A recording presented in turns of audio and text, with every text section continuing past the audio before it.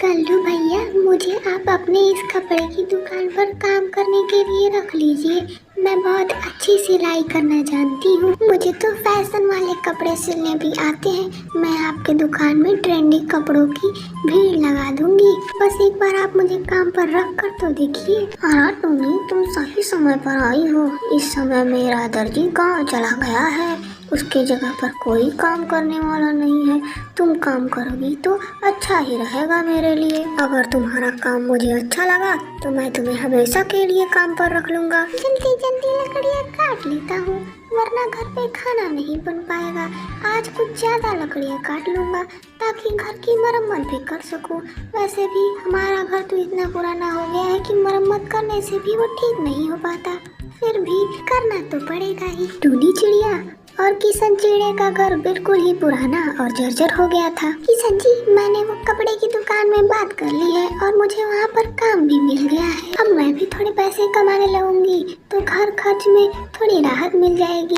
अच्छा आप ये बताइए, अब तो लकड़ियाँ काटने गए थे ना, तो लकड़ियाँ लेकर आए हैं या नहीं? हाँ मैं लकड़ियाँ लेकर आ गया हूँ टूनी। जाओ तुम जाकर खाना बनाओ, तब तक मैं ये जो छत में इतने बड़े बड़े छेद हो गए हैं इनका कुछ जुगाड़ करता हूँ। इनको मैं लकड़ियों से ढक दूंगा तो ये तेज धूप घर में नहीं आएगा। ऐसे ही समय बीतता है। मम्मी, हमारा घर कब अच्छा होगा? मेरे सारे दोस्त मेरा बहुत मजाक उड़ाते हैं।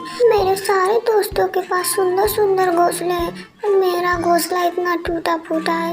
अरे बेटा चिंता मत करो, कुछ दिन में हमारा घोंसला भी तुम्हारे दोस्तों के घोंसले जितना ही सुंदर होगा। मैं और तुम्हारे पापा हम दोनों मिलकर एक नया घोंसला बनाने के लिए पैसे का जुगाड़ कर रहे हैं। एक दिन हमारे पास भी नया घोंसला होगा। अरे काली दीदी, आप यहाँ इतने दिनों बाद कहाँ थी? इतने दिनों से नजर नहीं आ रही थी।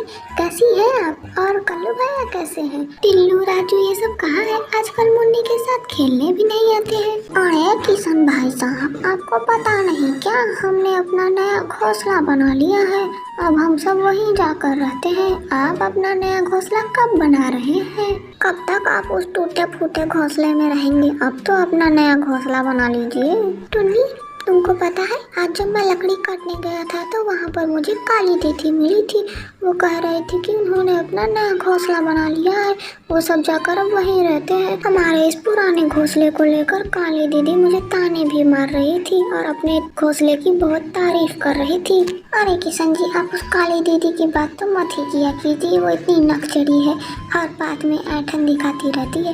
वैसे भी मुझे हरी काकी के पास जाना है। उन्होंने एक नए ड्रेस का ऑर्डर दिया था, वही पूरा करने जाना है। मैं जा रही हूँ, थोड़ी देर में वापस आ जाऊंगी।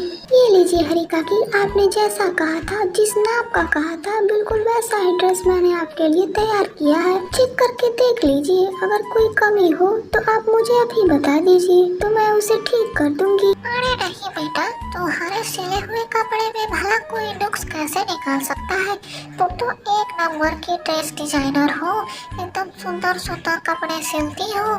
जंगल के सारे पंछी तुम्हारे सिले हुए कपड़ों की बहुत तारीफ करते हैं, तो भला मैं कैसे तुम्हारे कपड़ों में कोई बुराई निकाल सकती हूँ?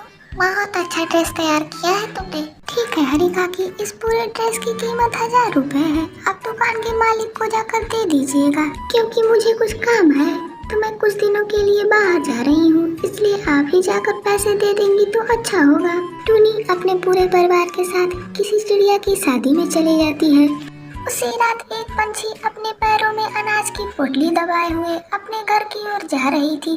तभी उस पोटली में से एक अनाज का बीज नीचे गिर जाता है और वह बीज कोई ऐसा वैसा बीज नहीं होता है, वह एक जादुई बीज होता है, जिसकी वजह से अगली सुबह जब टूनी चिड़िया और उसका परिवार आकर देखता है तो उसकी घर की जगह एक प्यारा सा सुंदर सा मशरूम का घर उन्हें दिखाई देता है। इसके बाद टूनी चिड़िया और उसका पूरा परिवार उस मशरूम घर में खुशी खुशी रहने लगते हैं।